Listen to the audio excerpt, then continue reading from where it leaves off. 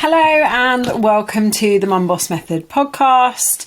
I am Chrissy and I am here with another Mum Boss at Home community check-in. If you don't know what this is, if this is your first time listening to this podcast, this is where I got distracted because all of a sudden I realised my laptop needed plugging in and I was about to lose everything, so sorry about that. Every week I go through my client check-ins and I record a live Q&A check-in podcast where I answer their questions, I celebrate their wins with them, and I help them to get amazing results. And that's exactly what this is.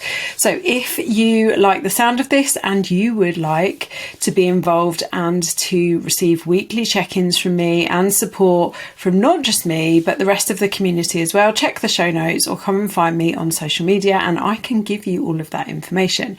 Okay. So we've got the check-ins from the weekend. Thank you to everyone who checked in this week. Even though I had to send a little bit of a reminder because we only had about half of the check-ins this week. But thank you very much for those of you that did. So let's go through the wins then, and then we've got quite a lot of chunky, amazing questions. I was about to say amazing challenges there. I don't mean it's amazing that you're finding these things challenging. It's amazing things for us to talk about. And I've got, it's really useful how much detail people have gone into, and I find that really helps. So thank you very much. So let's go through these wins then. Claire came back from her holiday and she got straight back into all her healthy habits. Well done, Claire. Tish completed all 5 of the workouts that she had scheduled this week. Well done. Louisa did 5 workouts, including body pump, which she hasn't done for ages and she loves it. Claire W got lots of exercise and had good energy levels. Sophie has smashed her workouts because she got free classes at the gym. So she's done 3 plus a run. Jack completed the London Landmarks half marathon on Sunday and she got a PB. Well, not just got a PB, she smashed her PB. So well done, Jack. Really proud of you. Jamie did 2 runs. She came to boot camp with me, and another win that is more food related for Jamie is that she managed to stop and have that pause and left a gap between the comfort food and the emotion. That's massive for her. So Jamie has actually joined the Last Diet Club from the at-home community, and this is a big one for her. This is one that we are hugely working on, so really proud of you for that, Jamie. Steph got her step goal completed each day and got back into her exercise routine after a break and being away and letting it slip. She was happy to be back at it and feeling all the better for it. That's a great big change in her mindset because she's now looking forward to exercise rather than putting it off. Lisa, her win is wearing a medium uniform. She doesn't think she's ever been in a medium uniform. She forgot her uniform at work this week, so she had to get one from the cupboard and it was a medium. Jackie is getting more sleep, which is definitely helping. Stacey averaged 4k steps every day. Tracy has managed a higher step count every day apart from 1. So well done. Well done, ladies, for all of your wins. And all of that is amazing. I'm so proud of all of you. So let's go through some of the challenges and questions then. Okay, so one of the ladies has had a bit of a week where she's had less sleep than she would like and had very little energy, and it's made her feel like she wants to eat everything. Now, I'm going to go into sleep in a bit more detail a bit later on in the podcast because there's quite a few of you that have mentioned that this week. But the main challenge here is that this lady didn't make the best choices with food and blamed tiredness for eating rubbish. So her question is, any tips to get myself back on track? I do feel like I'll just draw a line under it and move on. It's a new week. I've got this. Yes, you absolutely do have this. Well done. Something we were doing in the group last week that I encourage you to take part in is having a real 30-day sprint in April. So what are our non-negotiables for April? What are we absolutely sticking to? And what are we giving ourselves no excuses for? So I want you specifically to go into the group chat. I want you to make some commitments in the group chat, write out a plan, list out your non-negotiables that you're focusing on this week. It doesn't have to be all of them. It could just be 3. So what are the 3 things that you're going to stick to? Commit to those, put them in the WhatsApp group.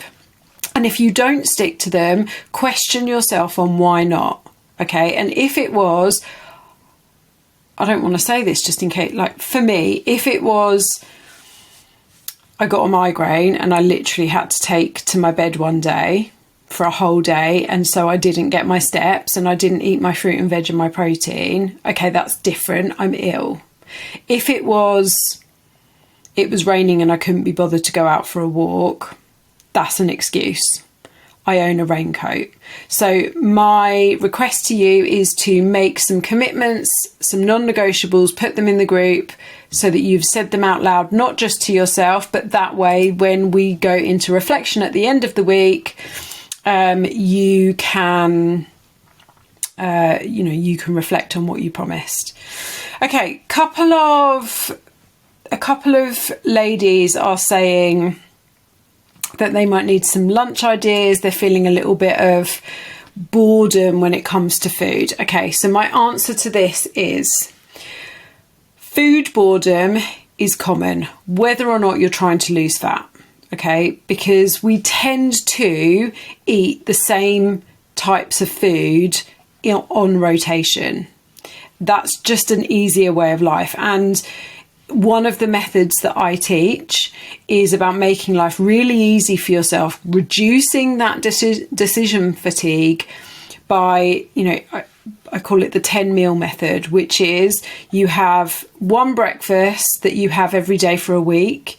You pick 2 lunches that you can rotate through that week. And that means you only have to, at the most, think of 7 dinners to have for the week. And really, you could reduce that by duplicating one a couple of days or just tweaking it slightly. An example might be you make a chili con carne on Tuesday, but you make enough chili con carne so that on Thursday you could have it with a jacket potato, whereas on Tuesday you had it with rice, right? So how can we make this really easy for ourselves?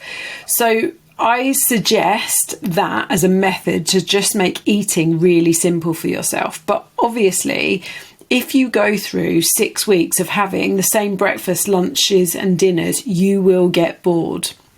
And don't forget, we're coming up to the end of a season. We're starting to go into spring. The weather's getting a bit warmer, hopefully staying a bit drier. The sun's out a bit more. So we'll start to naturally change some of what we're eating. We've been in winter. We want to have that comfort, warming food. And so it's natural that we start to get to this stage of the season and we want to start changing it up. But remember, you don't have to eat drastically different foods to what you would have done before you were working with me. But just make sure there's plenty of protein, plenty of fruit and veg. Keep it simple. It doesn't have to be Michelin star dining. So when you're feeling a little bit bored of food, when you need some ideas for lunches and stuff like that, a great thing to do is to ask in the group, because I eat the same things over and over again and I very rarely get bored of it. Like, I got bored of soup in March because I'd been doing soup for like November, December, January and February. I got bored of soup. Now I'm eating sandwiches for lunch. And the way I will keep the interest in that is that sometimes I'll toast the sandwich, sometimes I won't. Sometimes I'll have my salad in the sandwich. Not very often because it makes it go soggy. Sometimes I will have the salad on the side. Sometimes I'll have an open sandwich and I'll use a knife and fork to eat it with. I'll change the fillings in the sandwich. just keep it simple. It doesn't have to be, we're not Gordon Ramsay. We're not trying to be Gordon Ramsay. Some good people to follow on Instagram are Bored of Lunch and M the Nutritionist. They are really good people to follow. I have 2 of the Bored of Lunch books. I actually prefer the slow cooker one to the air fryer one. I think it's more versatile. And then, you know, asking in the WhatsApp group, can everyone share their lunches for the next couple of days? Would you mind, if you have something nice for lunch, could you share it? So keep it simple. Let's not overcomplicate this. Okay, good. So that's some food suggestions. Okay, next we have this challenge from one of the ladies. So, majorly fell off the wagon yesterday. After a run and a walk in the morning, we went out for lunch for my mum's husband's birthday, and the best option on the menu I could find was fish and chips. I just used it as an excuse and then drank some champagne that afternoon. I did manage to avoid the birthday cake, then ended up with a 6-inch tuna sub. I'm disappointed in myself, logged it all to help me reset today. Okay, firstly, don't be disappointed in yourself. No point, it's done now, move on. I need a slurp of my tea. Oh yeah, that's good. It's done, move on, okay? Well done for logging it all, because I'm quite sure that a lot of the ladies listening, whether in the group or outside of the group, would have just gone, oh well, I've screwed it over, I just won't bother logging it. So well done for doing that as well. This is a classic example of the all or nothing mentality, okay? To be clear, it is fine to celebrate a birthday. It is fine to have fish and chips, and even to have champagne, and even to have the 6-inch tuna sub in the evening. But what isn't fine is the F it bucket mentality. Okay, that's what we don't want to be doing. Okay, instead, I want you to use I'm going to swear, I want you to use the fuck yes principle. Okay, so let me give you an example of the fuck yes principle. So my mother-in-law makes the most incredible desserts. Her pavlovas are legendary. She makes lovely crumbles. She just makes really, really nice desserts. And there are always 2 desserts to choose from. So I know if I'm going there for Sunday lunch, that I will always be having a dessert, always. And it's always a fuck yes moment. I am not missing out on my mother-in-law's desserts. They are too good. But the compromise that I make is that I normally won't drink, because I know I'm having the dessert. We don't tend to have starters, but we do tend to have maybe some nibbles when we all get there, a glass of wine or 2, lunch and dessert. I know when I'm going there, I'm not going to have the alcohol. I probably won't have any of the nibbles. I will have my main and I will have the dessert. The other compromises that I make is that she also serves family style. So she puts everything on dishes. She puts it in the middle of the table, because there's normally 14 of us there anytime we go round for Sunday lunch. She puts it all in the middle because it's just easier than trying to dish up the right amounts for 14 people.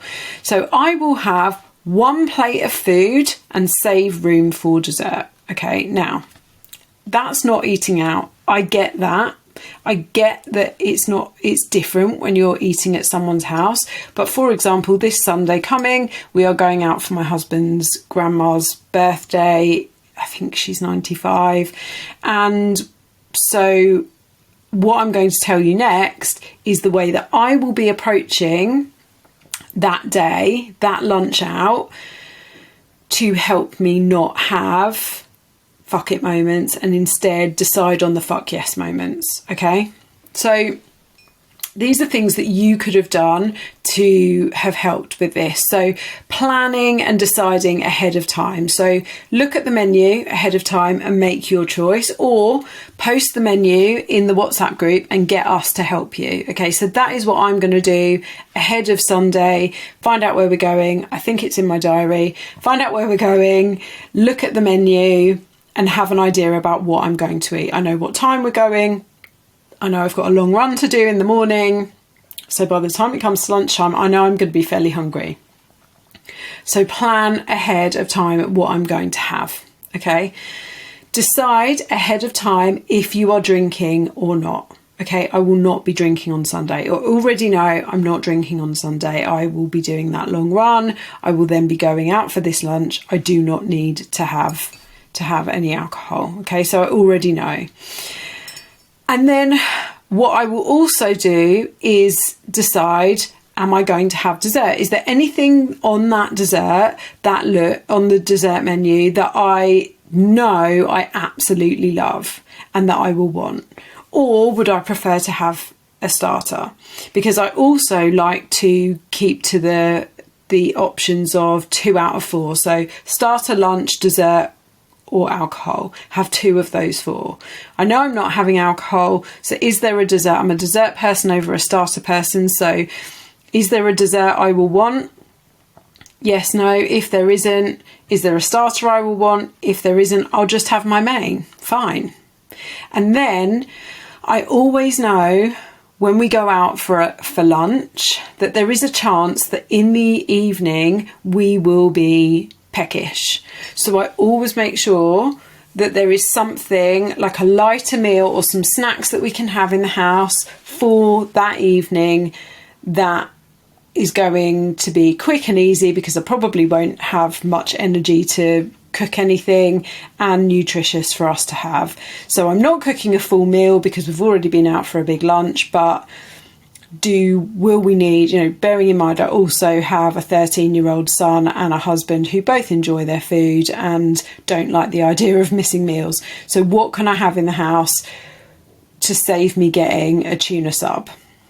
Right, so there's some of the things you could have done ahead of time, but well done for tracking it. Just draw a line and move on. Okay, slurp of my tea. Okay, so another challenge. I'm due on a challenge, but also talking about how this person is going to deal with the challenge. I'm due on this week, which usually sends me searching for comfort food and sweets. So I'm going to try to really focus on my diet and nutrition this week. I've bought some vegan protein powder and berries to make a bit of protein smoothie if I'm craving something sweet. I've batch cooked lunches, and I'm going to the supermarket today to make sure all meals and snacks are planned and in the house, so I've got no excuse to not stick to it. Great. I love that you've got a plan. I love that you have done all of that. Do also remember that hormonal hunger, and I think I might have mentioned this on last week's or the week before's podcast, hormonal hunger can go one of 2 ways for people. For some people, it is an insatiable hunger. It does not matter how much you eat, you will never feel like you are satisfied on hormonal hunger. So sometimes just accepting that and not acting on it is the best thing that you can do, because once you open the door to your trigger food and think, oh, well, I'll honour my hunger because it's hormonal, you often can't stop, okay? For some people, they just need a little bit of what they fancy and then they can move on. It's down to you to decide which one you are. Personally, myself, when I'm experiencing hormonal hunger, I tend not to act on it because I know it will be chocolate that I want, and chocolate and biscuits, and I just will carry on. So just consider that you will hear, and it is true, that around the time that you are due on or on your period, you could afford to have 200 extra calories a day. And even if you do have 200 extra calories a day, you are still in your calorie deficit. But for some people, that 200 calories is probably 1 chocolate bar, if that. So for some people, 1 chocolate bar just won't help the hormones. So my approach is that I just don't bother, because I know I wouldn't stop after a couple of pieces. Okay, so this, I know that Jack won't mind me mentioning this. I think it's a great example of the stories we tell ourselves, which I'm also going to reference again a little bit later on. But Jack did her London Landmarks half marathon on Sunday, and when I spoke to her about it before she did it, she was a bit disappointed that she'd been given a rubbish start wave. So she got given a late start wave, and when you're running that distance, you don't really want to be in the late start wave, because by the time you get to the finish line, lots of people have started going home and the atmosphere isn't as good. Now, she really felt down about that. She'd also picked up some injuries before the run, and that was really affecting her mindset about the run. But she gave herself a talking to at the end of the week, and she also asked me for a pep talk, and she woke up feeling determined on the day of the run, and she smashed out a PB. Now, she has been putting in the hours with her running. She's also been strength training because she knows how important that is for her running, and we all knew she could do it. But this is how you could let your mindset absolutely bowl you over if you don't get a hold on it. So I think that's a really great example of how she hasn't let her mindset ruin her determination for running that race well, and she did. On the same vein, she said she needs to make sure she doesn't continue to reward herself all week for the run. So one night of pizza and wine is fine, but back to sensible choices, absolutely. So you use the same determination that you used on Sunday to get through it, despite the stories you were telling yourself, to now continue in the same vein. And then just another one from Jack. Any tips to stop blister plasters giving you blisters? I know that this is a tongue-in-cheek question. It does make me laugh, some of the questions I get asked by my clients. I take it as a massive compliment that you all think I am the font of all knowledge, but no, I don't have any. I don't have any tips on blister plasters at all. I'm really sorry. Okay, so more sips of tea. 1 second. So I promised earlier on in this check-in podcast that we would be talking quite a lot about sleep and tiredness and how we deal with that. So I've had a couple of comments from some of the ladies about tiredness and things like that. So I was exhausted. I ate my chickpea blondie with melted Easter egg on top, and then she's put in here a sick green face. It actually made me feel sick. I didn't need it. It was quite gross, really. She's using the food and mood journal that all of my ladies have access to in the resources section of the app. So she's using that at the moment to work on her emotional eating. I really need to find some things that help, or just have a coffee when I'm pooped. She's gone on to say tiredness. It's been difficult the last few days and I've slipped back into old ways. I just need help with knowing what to do in the moment that helps with tiredness. And then another person has said, so they had really poor sleep this week.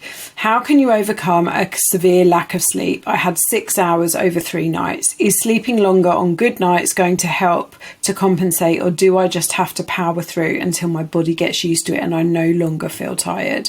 So I wanted to answer both of these in one, because they relate to similar things, which is tiredness and tiredness eating. So to give you a little example, and I've shared this with my client group but not so much on the podcast, the last 2 weeks of March I was lucky if I was getting 5 hours of broken sleep a night. Consistently, it was about 14 or 15 days. I was falling asleep as soon as I got into bed, and then I was waking up for 2 or 3 hours in the middle of the night, and then maybe falling back to sleep for an hour. Sometimes I wasn't falling back to sleep at all. So I was, like I said, I was just about scraping through 5 hours a night. Sometimes it was a lot less. And that went on every night for, I think, 14 or 15 nights. So I do not underestimate how hard it is to have bad sleep and insomnia. I don't underestimate how hard it is to stick to your targets and your plans when you are that tired, because this was me for the last 2 weeks of March. By Easter weekend, I was almost to the point of hallucinating, and I was having dizzy spells as well. So the first thing I want to say is get to the source of the problem. Okay, so the examples in the check-ins, I know one of them definitely is, but the examples in the check-ins, and I mentioned one earlier in the podcast as well, it seems like maybe the kids have been the culprits, and there is very little I can suggest to help, okay, because I'm not a child sleep expert. But at least when it's the kids, because they aren't well or they're still very young, so they're waking in the middle of the night, you can almost know it's potentially coming, which means you can do things to set yourself up for the best results. So if you've got really small children and maybe they're getting a sniffle or they've got a temperature, you probably know you're in for a bad night. Okay, so you can kind of set yourself up for getting through that as best you can. If it's slightly older children, it is a little bit more difficult. But if you get one night of it and they're still ill, then that's likely to continue, right? But if you potentially know it's coming, you can do things like getting to bed at a reasonable time. You can be as organised as possible for each day so that you have to use less brain capacity, and you make it as easy for yourself as possible when you know the days and the nights are going to be potentially challenging. Okay, so if you can see it coming, you can do those things. Now, in my example, I realised about halfway through the second week, I was stressed, I was working too much, I was working too late, and I wasn't switching off. I was still answering client messages and social media messages at 8, 9, and even 10 p.m. Okay, so I've put in some strict boundaries in place to help with that, and it started to improve. And I'm going to talk about that a bit later in connection with someone else's story as well. So what I want you to really do is think about what is the source of the lack of sleep, right? I've already talked about if it's the kids, there's limited amount you can do, but you can be as prepared as possible. Is it stress? Is it that you're drinking too much caffeine too late in the day? Is it that you're not going to bed on time? Is it that you've got stuff on your mind? What is the source of the problem? Really question yourself on your nighttime routine. When you're having that caffeine, are you spending time winding down, or are you sitting up too late watching Netflix? Okay. If it's generalized insomnia, these are the things that help me. And I know one of the ladies has taken this first tip and is doing something about it. So I read my Kindle at night, and I often fall asleep midway through a page. Like, I wake up and my face is in the Kindle. And I do that because a lot of sleep experts suggest getting up and going and making yourself a drink, going to a different room until you feel tired again, and then going back to bed. My problem with that is my dog will think it's time to start the day even though it's 3 a.m. So I'm not going to do that.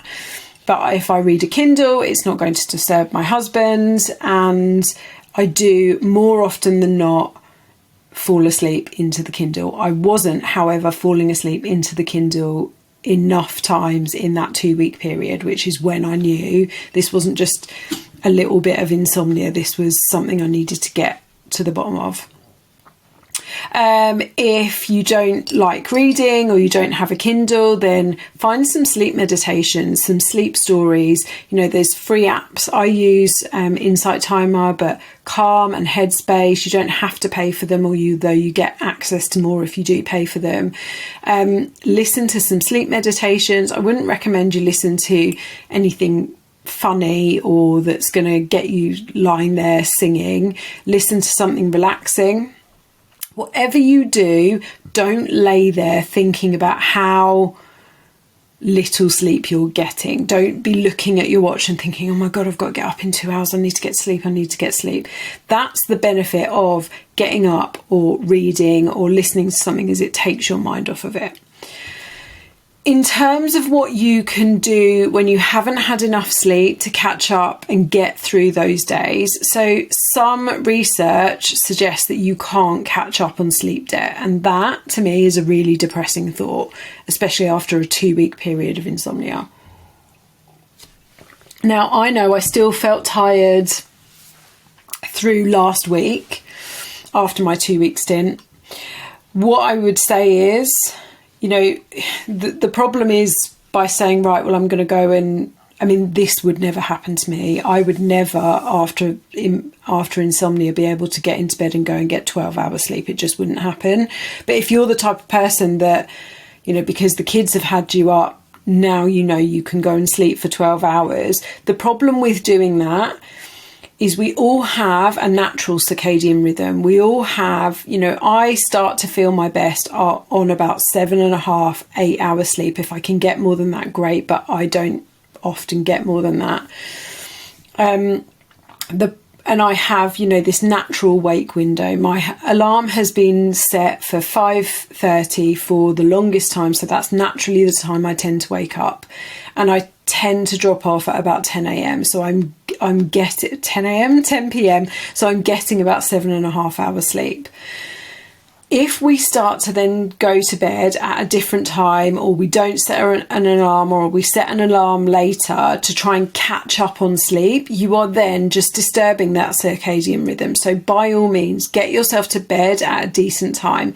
You know, try to get up at a decent time and get that good sleep after these periods of not getting enough. But if you just go to bed for 12 hours and you say, right, I need to catch up on sleep, what you're like, and 12 hours isn't something you're going to be able to do every night, you're likely to start disturbing your circadian rhythm, and you might find that that has adverse effect on your sleep. So yes, make sure you get your 7 to 9 hours. Although Emma did send me a reel the other day that says women need longer than men to sleep. Now, I don't know how much research backs that fact, but I feel like it could be true.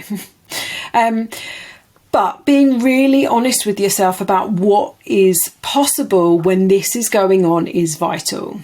But there's a fine line here, okay? So this is me being really honest and really asking you to be honest with yourself. I'm going to have another slurp of tea. So I've read from some of you week after week about some of you using tiredness as an excuse not to do your exercise, not to go for a walk, not to prep your food, right? And even in some of today's check-ins, you know, I've seen Mr. Workout, tired, boring. You know, I've made this excuse before. Let's be really, really honest here. Our lifestyles will always bring a degree of tiredness. Life is tiring because we don't stop. We don't take care of ourselves enough. We truly don't rest enough, and rest is different to sleep. And that is something that I have really, really been trying to pin down in the last few weeks when I had this latest bout of insomnia, is about, you know, resting, stepping away from my desk, stepping away from my phone to really give myself true rest is really important, not just sleep.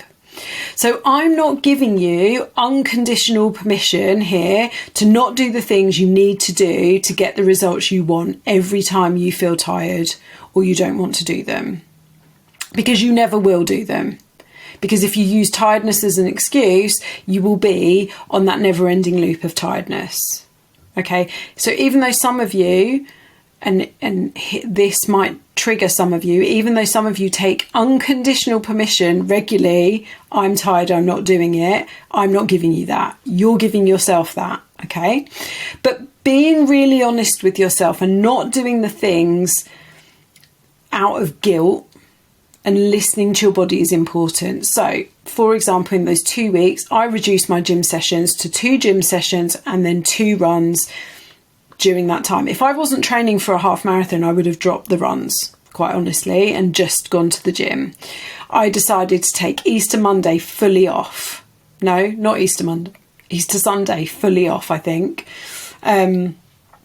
I cancelled a personal plan during that time, which I never do. I try to never cancel personal plans because I knew I just needed to be home. I needed to be really, boundaried. I needed to be strict with the time that I logged off each day. And I've continued to do that. Excuse me. In terms of, so what I'm saying to you is, if you need to reduce what you're doing, if you need to move a workout from today to tomorrow, that's fine, do it. But this, tiredness is a part of life, unfortunately, and we can't use it as an excuse all the time. But when you've had periods of insomnia, then I think looking at that is important. So in terms of managing the days and going, helping you to not automatically go to food to get you through, your body is programmed to do this, and it will always want the high fat and high carb options because they'll give you an energy boost quickly, but you'll always end up going back for more as your energy crashes. So I want you to go back to thinking about what your body needs versus what your body wants. Okay, it wants biscuits, chocolate, blondies, brownies, crisps, but it needs a walk, some water, some fresh air, a quick nap, 10 minutes of downtime, a healthy snack full of nutrients. Okay, so what does my body want versus what does my body need?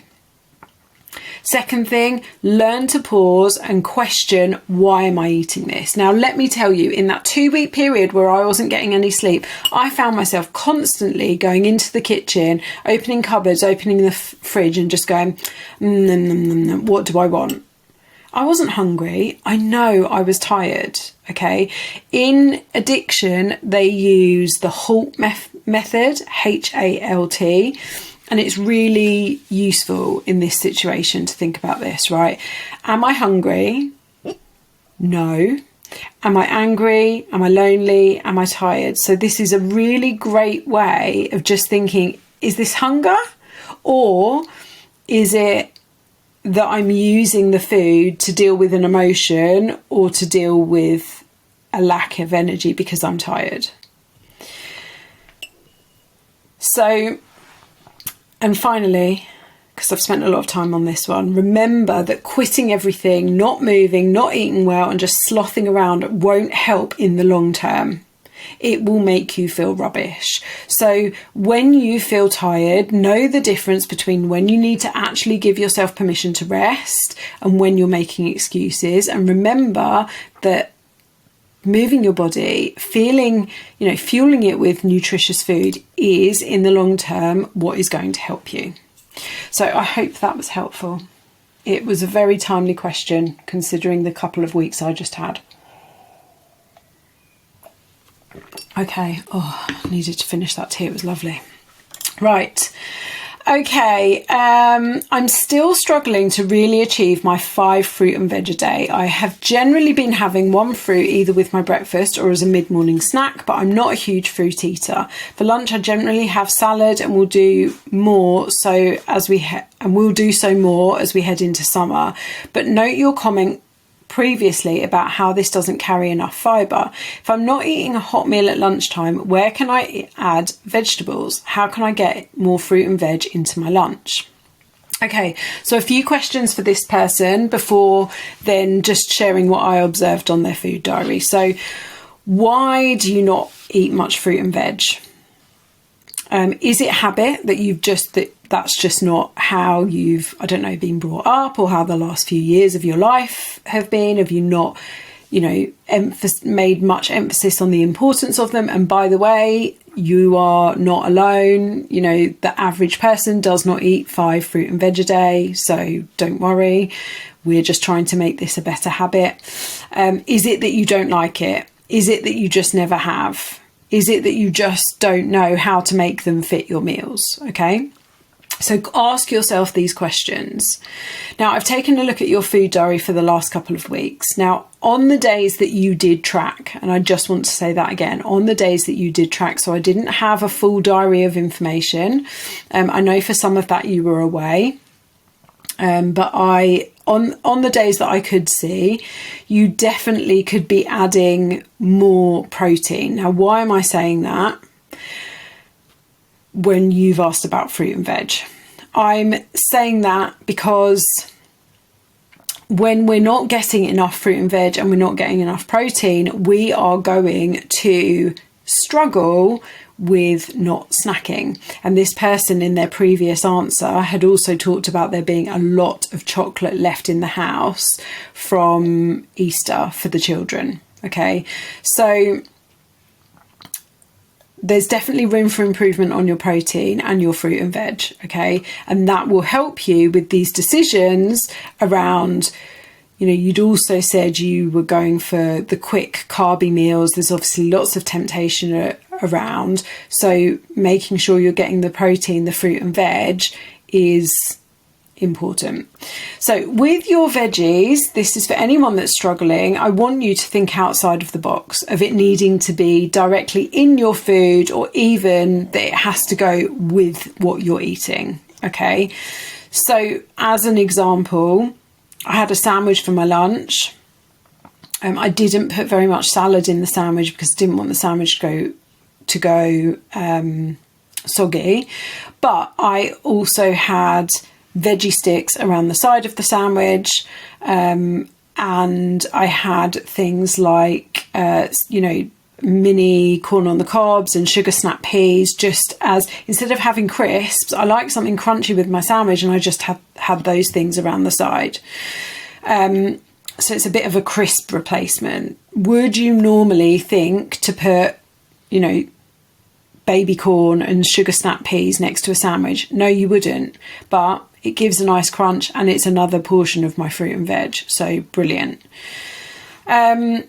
Looking at your food diary, one day it looks like you had beans and egg on toast for breakfast. So could you add mushrooms? I mean, I wouldn't, because as we all know, I think mushrooms are the devil's food.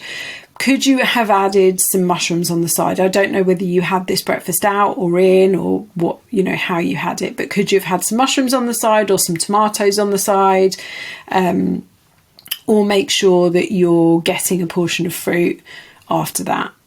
On the same day, you had a jacket potato, beans and bacon for dinner. So that's quite a lot of beans in one day. Firstly, my stomach would not have coped with that. So maybe, and again, this could have been for quickness, but maybe could you have swapped the beans for tuna on your jacket potato and had a massive side salad on the side of that, and some sweet corn in with the tuna. So that way you are improving your protein, but you're also getting more fruit and veg. If you aren't a fruit eater, is it because you don't like it? How can you make it easier to eat the fruit that you do like? Okay, I think I admitted this on last week's, no, it was in the chat last week actually, not on the podcast. I'm a lazy fruit eater. I like my fruit cut up, but as we all know, prepped fruit is more expensive.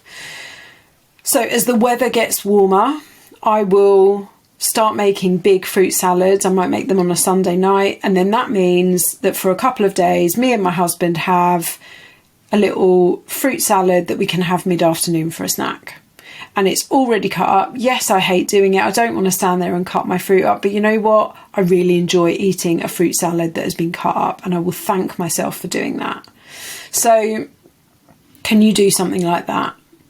I use frozen fruit and veg to cut down on prep time, because that's another reason why people don't add a lot of veg to their food, is because of the prep time. Like onions, oh my God, sometimes peeling an onion takes longer than actually making the food itself.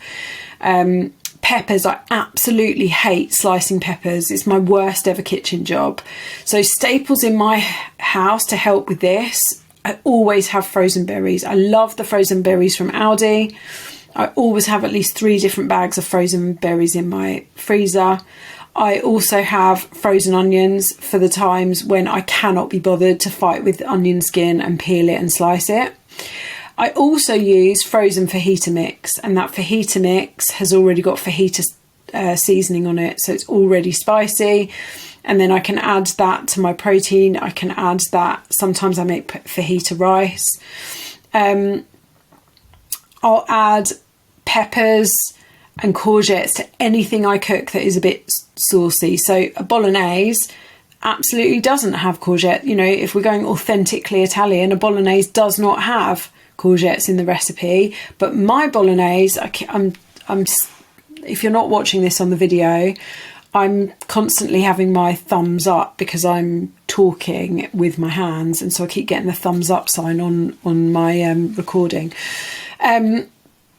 So my bolognese has in it carrots, onions, celery if I've bought it, peppers, courgettes, sometimes aubergines, all of that stuff. I'll put all of that in my bolognese. Stir fries, great way of getting absolutely a great way of getting loads of veggies in. I'll add a handful of spinach to anything. You know, sometimes again, if I've got some spinach in the fridge that needs using, I'll whack that in a bolognese. But I will add because spinach goes down to nothing, but it's good. It's great for you. So I'll add spinach to anything I can. And if you're cooking for the kids and the kids are fussy with veg, grating veg into food is a great tip. So for the longest time, Charlie wouldn't eat things like courgettes and, you know, got really fussy. So I would just grate them into bologneses. So there's lots and lots of ways that you can do it, but I'd love to know a little bit more about if you're not doing it, why is that? Okay. Next question. I start my PT sessions on Saturday. I'm worried it's going to hurt and I'm going to ache for the rest of the week. Is there anything I can do to prepare or limit the muscle soreness afterwards? So this person has asked about muscle soreness before, and I was very direct with them at that point when they said that, you know, what can they do to limit muscle soreness? And I said, we need to not leave 2 weeks between workouts. So it will hurt. You need to accept that. So what you can do to prep is not wait until Saturday to do your first workout this week. Okay, so I want to see you doing at least one workout before that PT session on Saturday. I love that you're getting a PT session, I really do, but I want you to do a workout, at least one workout, and you could even fit in 2 before Saturday. So you could do one today, or you could do one tomorrow, and then maybe do one on Thursday. So that you are not then, you know, whenever your workouts were last week, you're not then over a week since your last workout. After the workout, keep your steps high, hydrate, plenty of protein. Don't, you know, you might wake up sore. Don't let that be a reason for you to not go for a walk and keep moving. Because if you don't work out afterwards, the pain will always be there. Every time you go back to working out, if you keep leaving it a week, 2 weeks to do your workouts, the pain will always be there. So first thing, accept it's going to hurt a bit. You're going to be a bit sore. Get at least one workout in between now and Saturday, and then afterwards, hydrate, keep moving, stretch, recovery. So try and get good sleep and plenty of protein. Good. Okay, what is next? Who's next? I've read that one. Right. Snacking, but mainly due to the fact I'm not getting enough protein in, I suspect. I had a busy weekend, so not been shopping and planned. So here's my answer to this. If you're planning ahead, you'll know the weekend is going to be busy. So what can you do to mitigate that? If you haven't shopped yet, so this was filled in this morning, I know. So if you haven't shopped yet, when will you shop? Can you do an online shop? that can be delivered tomorrow. Most online supermarkets, probably apart from Sainsbury's for some reason, Asda, Tesco's, even Ocado, which is what I use, you can get a shop in for tomorrow. Or can you go and get a few bits to keep you going for the next couple of days and then get, a full online shop in for Wednesday. Other ideas here.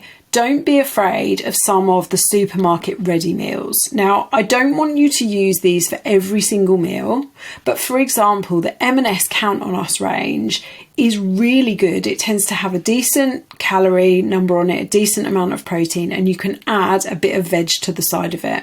Okay, so my main point to this person is, you've not done your shopping yet, so when are you going to do your shopping? And if your week is really busy and you think, oh my God, I'm not going to get to the supermarket until Wednesday, right, that's not good enough. Get an online shop in now. Waiting until Wednesday and surviving until then is not good enough. You need to get an online shop.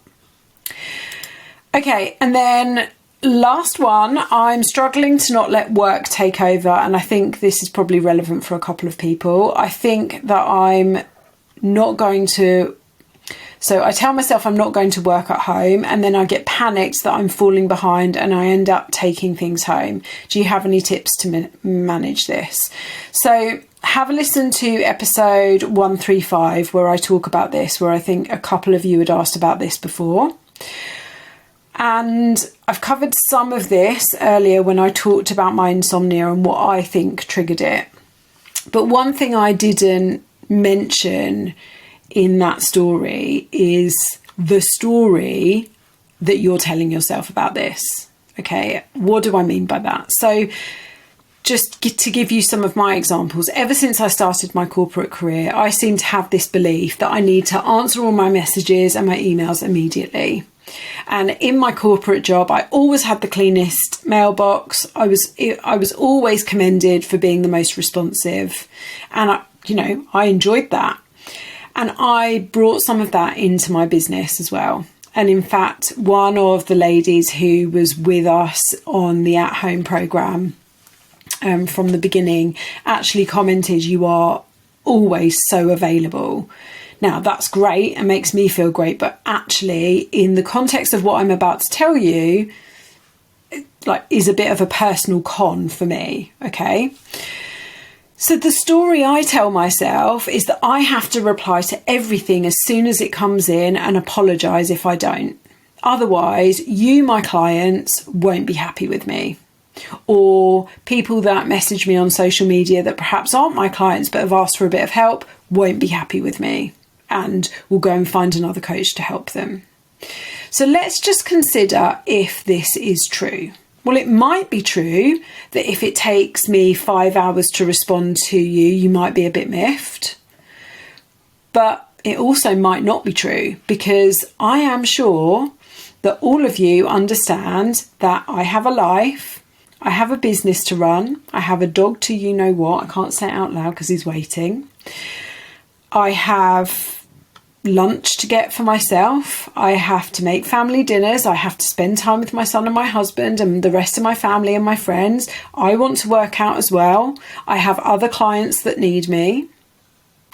So I want you to ask yourself, what is the story that you are telling yourself? Well, I can hear the story that you're telling yourself is you're going to fall behind. Okay, so excuse me, why do we do this to ourselves? We do it, most of us, because we want to please everyone, because we want to be liked by everyone and for everyone to be happy with us. But what's reasonable? What's realistic? And what's most important? And how is this behaviour currently serving you? And what are the consequences of it if you don't change it? For me, I wasn't sleeping. I wasn't as focused as I could be. I wasn't showing up for myself, for my family, or for you. So actually, whilst not checking my work phone after 8 p.m. has been killing me, I know and I hope that you know you're getting better responses from me if I reply the next day. fresh and when I've had some downtime. So how can you apply that to yourself? Ask yourself, are you really falling behind? Or is that a story you're telling yourself? Does anyone really expect you to take work home with you? Or is that an assumption you're making? Do they even know you're taking work home with you? Or are you doing this inhuman amount of work and they think you're doing it in the time that you're paid, but you're actually doing it at home? If they do know you're taking work home with you, if they expect you to take work home with you, is that reasonable in the scope of your job? In what you get paid? I don't know the answer to that. How is it negatively impacting you, your son, your partner, your life, your results, how you feel mentally about yourself? So I really recommend that you ask yourself these questions and you think about the story that you're telling yourself and what boundaries you need to put in place. And listen, those boundaries won't feel comfortable. As I've explained, it is not comfortable for me to not be checking my phone after 8 p.m. And, I might check and just see top line, is there anything I need to respond to? But I really try not to. It's not comfortable for me to do that. I hate the thought that you might be sitting there waiting for a response. But you know what? You will get better from me if I give myself that time. And it's the same of anyone else that is needing of you, anyone else that relies on you, anyone else that you care about. You need to give yourself the time and the boundaries. You need to say no in order for other people to get the best of you and for you to get the best of you.